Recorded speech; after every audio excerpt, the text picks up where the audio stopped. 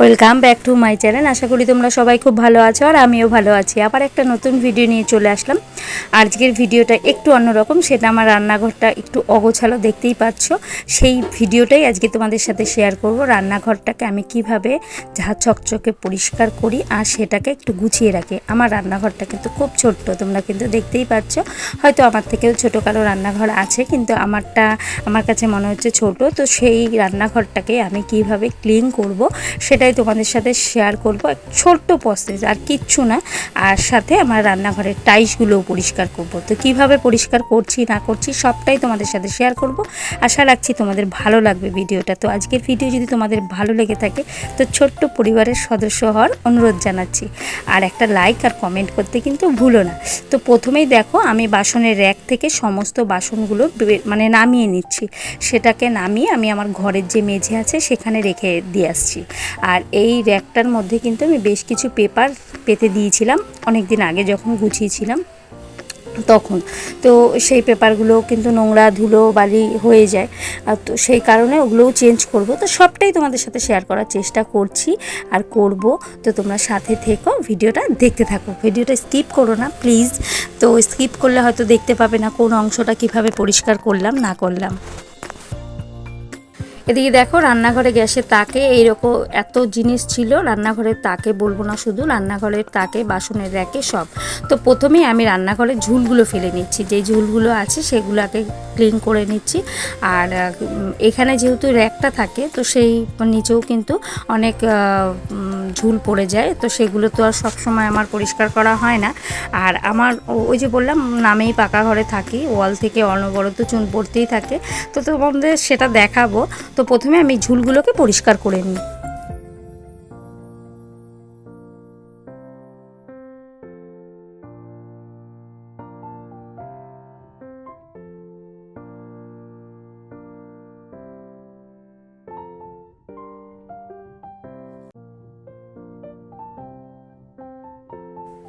এদিকে দেখতেই পাচ্ছ, ঝাড়ার পরে কতটা পরিমাণে ময়লা পড়েছে এখান থেকে। আর তারপরে যে মেন কাজটা সেটা হচ্ছে, গামলার মধ্যে একটু জল নিয়ে নিয়েছি, আর নিয়ে নিয়েছি সাথে একটা স্কচব্রাইট, আর একটা গামলায় জল, সার্ফ আর স্কচব্রাইট, এটাই নিয়েছি। আর কিছু না, সামান্য এই উপকরণ আমার টাইলসগুলোকে পরিষ্কার করার জন্য এটাই যথেষ্ট, আর কিছু লাগবে না।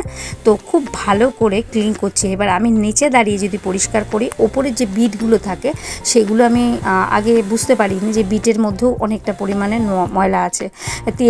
তেল চিটে যেটাকে বলে, টাইসে তো রান্নাঘরে তেল চিটেটাই বেশি ধুলো বালির থেকেও। তো সেই কারণে ওই জায়গাগুলো বেশ অনেকক্ষণ ধরে ঘষে ঘষে পরিষ্কার করলাম। তো প্রচণ্ড পরিমাণের ময়লার জল বেরিয়েছিল ওখান থেকেও। তো আগে টাইসটা ভালো করে পুরোটা সার্ফের জল দিয়ে, স্কচব্রাইট দিয়ে পরিষ্কার করে নেব। তারপরে আবারও কি করব সেটাও তোমাদের দেখতে হবে।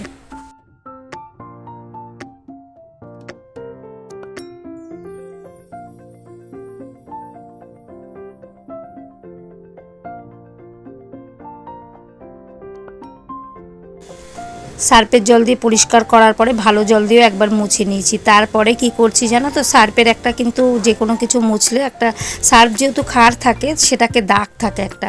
তারপরে আমি আমার একটা পরিষ্কার কাপড় সেটাকে ভালো করে চিপড়ে নিয়ে সেটাকে দিয়েও মুছে নিচ্ছি, যাতে করে সেই দাগগুলো না থাকে। না হলে কিন্তু আমরা যে কোনো কিছুতেই ডাইরেক্ট কিছু সার্ফ ব্যবহার করলে দেখি সেই জায়গাটা কিন্তু সাদা হয়ে থাকে। তো সেটা না হওয়ার জন্য এটা দিয়ে আবার ভালো করে একটু মুছে নিলাম। আর তার সাথে রান্নার পরে তো গ্যাসের ওভেনটাও আমার মোছা হয়নি, সেটাকেও একটু মুছে নিলাম।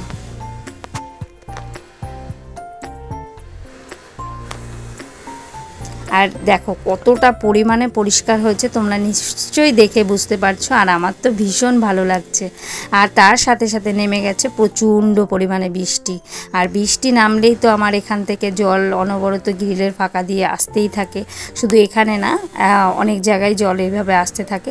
তাই ভাবলাম এত সুন্দর করে এই মাত্র পরিষ্কার করলাম, সেগুলো জলের ছিটায় এসে নষ্ট হয়ে যাবে। আর এই গ্রিলটাকে ভেবেছিলাম যে বাইরে নিয়ে গিয়ে তো এটা খুব সুন্দরভাবে পরিষ্কার করতে হবে। তো সেটা আর এই বৃষ্টির মধ্যে যে পরিষ্কার করতে পারবো না, তাই আজকে আর এটা পরিষ্কার করা হবে না। আর এখানে জল ছিটে ছিটে আসছে, তার কারণে এখন এটাকে একটু মেরামত করে নিই। সেটা হচ্ছে কি, এখানে একটা নাইটির কাপড় দিয়ে ভালো করে গ্যাসের ওভেনটা ঢেকে দিলাম। আর তারপরে দেখো চলে এসেছি, ওই যে বললাম যে বৃষ্টি বাইরে যদি না হতো তাহলে এটাকে মেজে নিয়ে আসতাম, মেজে বলতে স্কচব্রাইট দিয়ে ভালো করে পরিষ্কার করতাম। কিন্তু যেহেতু বাইরে বৃষ্টি হচ্ছে সেহেতু অসুবিধা হবে, তো খুব পরিমাণে ময়লা তো নেই, এখানে ঝুল আছে, তো এই ঝুলটাও এটা দিয়ে পরিষ্কার করছি। আর তারের যে আমার এই সেলফটা, এটা অনেক দিন বহু বছরের, প্রায় ধরো 20 বছর তো হতেই যায়। তো এটা আমাদের মানে যখন এক সংসারে থাকতাম সবাই মিলে, তো সেই সময়কার, তো শাশুড়ি মা আলাদা করে দেওয়ার সময় এটা আমাকে দিয়েছিল, আর আরেকটা দিদিকে দিয়েছিল, এইভাবে ভাগ করে দিয়েছিল আমাদের মধ্যে। তো সেই সময় থেকে এটা কিন্তু চলে আসছে, তাই এটার রং কিছুতেই নেই। তো ভেবেছিলাম একবার যে একটু রং করে নিই, তার মানে রং কিনে এনে। তো এখনকার দিনে আবার স্টিলের র্যাকগুলো বেরিয়েছে, তো এক এক সময় ভাবি যে ওরকম একটা র্যাক যদি কিনতে পারি। তো মানুষের ইচ্ছে থাকলে সেটা তো এক না এক সময় হবেই, তো চেষ্টায় আছি, যেদিন পারবো। তাই ভাবলাম কি বেকার আর তাহলে টাকা খরচা না করে যেটা আছে সেটাকেই একটু গুছিয়ে মুছিয়ে রাখি। তো এখানে প্রথমেই আমি পেপারগুলো পেতে নিচ্ছি।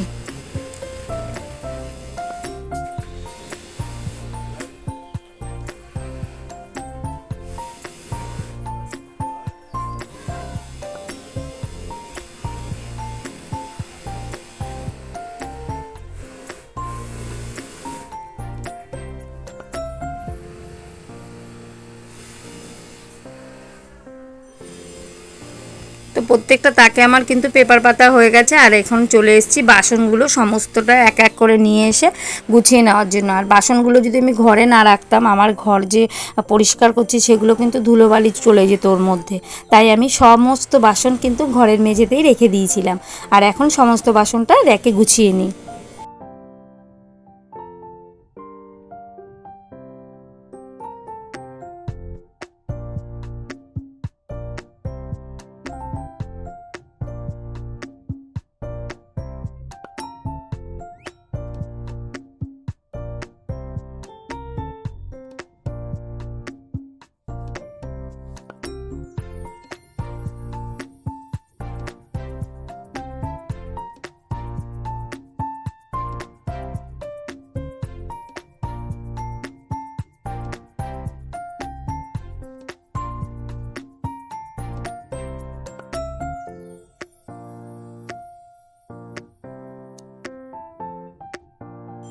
আর এইটা আমার হাতের তৈরির একটা সেলফ, সেটা কার্টুন দিয়ে কেটে আঠা দিয়ে বানিয়েছিলাম। আর যেই পেপারগুলো হয়তো ঠাকুর পুজোর সময় লাগানো হয় সেই কাগজ দিয়ে লাগিয়েছিলাম। আর এখানে আমার রান্নাঘরে একটা মা শারদার ছবি ছিল, তো সেটাকে একটা প্লাস্টিকে মুড়ে রেখেছিলাম। আর এই বাটিগুলো একটা প্লাস্টিকের ভেতরে ঢুকিয়ে রেখেছি, কেন জানো তো, সব বাসন বের করা থাকলে সবটাই কাজে লাগবে, লাগুক আর না লাগুক ধুলো ময়লা হবে, তো কেউ যখন আসবে সেই বাটিগুলো আমি নামিয়ে কাজ করতে পারবো, তাই প্লাস্টিকটা চেঞ্জ করে দিলাম। তো বাটিগুলো যেমন পরিষ্কার থাকা সেমনই পরিষ্কার থাকলো।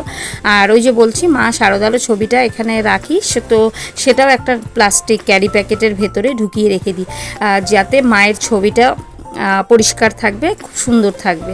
তো সেই মায়ের ছবির প্লাস্টিকটাও এখানে চেঞ্জ করে দেবো। বেশ ময়লা হয়, এটা স্বাভাবিক কথা, রান্নাঘরে যে জিনিসই থাকুক না কেন। আমাদের তো রান্নাঘরে কিচেন চিমনি নেই যে তেল ময়লা লাগবে না, কিন্তু এটা জানি হয়তো কিচেন চিমনি থাকলে বলো তাদের ঘরেও তেল ময়লা অবশ্যই হয়। আর এদিকে দেখো একটা ফুলদানি এখানে গুছিয়ে নিলাম। তো ফুলদানি বলবো না, এটা একটা ঘাসের প্লাস্টিকে যেগুলো হয় সেগুলো। আর এখানে দেখো মুষলধারে বৃষ্টি হচ্ছে, আর এই যে আমার বাসনের একটা কিন্তু আমি এইভাবে ঠিক গুছিয়ে নিয়েছি। আর তারপরে চলে এসেছি আমার যে কৌটো কাউটি মানে যা আছে এগুলোকে পরিষ্কার করে নিতে। আর এগুলোকে কিছু বের করে আমি পরিষ্কার করব না, সেটা হচ্ছে এত কিছু বের করে পরিষ্কার করতে কিন্তু খুবই সমস্যা হয়ে যায়। যখন কোনো কিছু মানে বাড়ন্ত হয়ে যায় তখন সেই কৌটোটা কিন্তু একদম ভালো করে মেজে নিয়ে আসি। আর যখন আমার পরিষ্কার করার হয় যে না আমি রান্নাঘর পরিষ্কার করব, তখন আমি এভাবেই ঠিক পরিষ্কার করি, সার্ফের জল নিই, সেটা স্কচব্রাইটের চুবিয়ে ভালো করে পরিষ্কার করে নিই, এভাবেই পরিষ্কার করি। তো সমস্ত কৌটাগুলো আমি এইভাবেই আগে পরিষ্কার করে স্কচব্রাইট দিয়ে সার্ফের জল দিয়ে পরিষ্কার করে তারপরে শুকনো কাপড় দিয়ে কিন্তু আবার মুছে নেব। তো যেখানে কৌটোগুলো থাকবে তো সেই জায়গাটাও একটু পরিষ্কার করে নিতে হবে আমাকে, তো সেখানেও একটু দিয়ে দিলাম সার্ফ, আর তারপরে সেই জায়গাটাও একটু মুছে নিচ্ছি।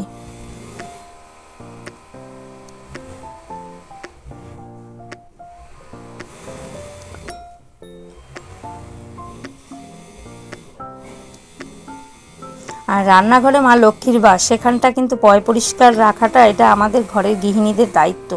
তো মা লক্ষ্মী যেখানে বাস করবে সেখানটা তো আমাদের পয় পরিষ্কার রাখতেই হবে, তাই না বলো? তো এই এখন কৌটোগুলো সমস্তটা আমি এখন মুছে গুছিয়ে নেব।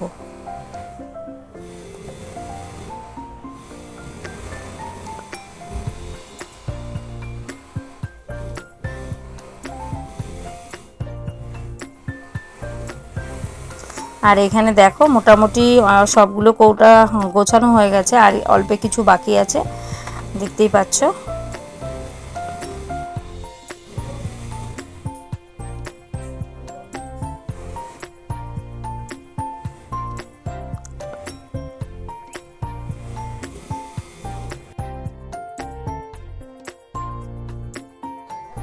তো দেখো ফাইনালি আমার কিন্তু এই জায়গাটা গোছানো হয়ে গেছে, আর এখানে সমস্ত কিছু গুছিয়েছি। এই পাশটাও এখন একইভাবে পরিষ্কার করে নেব। তো এই যে প্রথমে আমার এইটা একটা কি বলবো, ভাত রান্না করার যে ডেচকিগুলো হয় সেগুলো, তো এটা সবসময় ব্যবহার করা হয় না, তো দোকান সাথে কিছু আনলে আমি এর মধ্যে ঢুকিয়ে রেখে দিই। আর এখানে এটা আমার শুক্রবারের যে মশলার কৌটো থাকে সেটা, আর এটা ঢাকনাটা সাদা, তো এটাও পরিষ্কার করে নিলাম ভালো করে। আর এখানে বেশ কিছু মানে ফয়েল বাটিগুলো যেগুলো থাকে সেগুলো। আর এখানে তারপরে মাথায় আবার এই কাজ করতে করতে রান্নাঘরটাকে সাজিয়ে তোলার জন্য বা প্রয়োজনীয় কাজে লাগানোর জন্য এই বোতলটাকে একটু কেটে নিলাম। বোতলটাকে চাকু দিয়ে গরম করে কেটে নিলাম। কি বানাবো সেটাও তোমরা দেখতে পাবে। আর এই রঙগুলো না বাবুর লাগছে না বলতে বাবু ওয়াটার কালার করছে, কিন্তু এই রঙগুলো ওর মাম্মা দিয়েছিল, তো ওর স্যার নাকি বলেছে এই কালার দিয়ে কালার করা যাবে না, এটা স্টুডেন্ট কালার নয়। তো এখানে দেখো এটা আমি বাদবাকিটা আমি করেছি, কি করব বুঝে পাচ্ছিলাম না, আর সময়ও খুব কম, তো হাবিজাবি করে দিয়েছি। কেমন লাগছে কমেন্ট করে জানিও।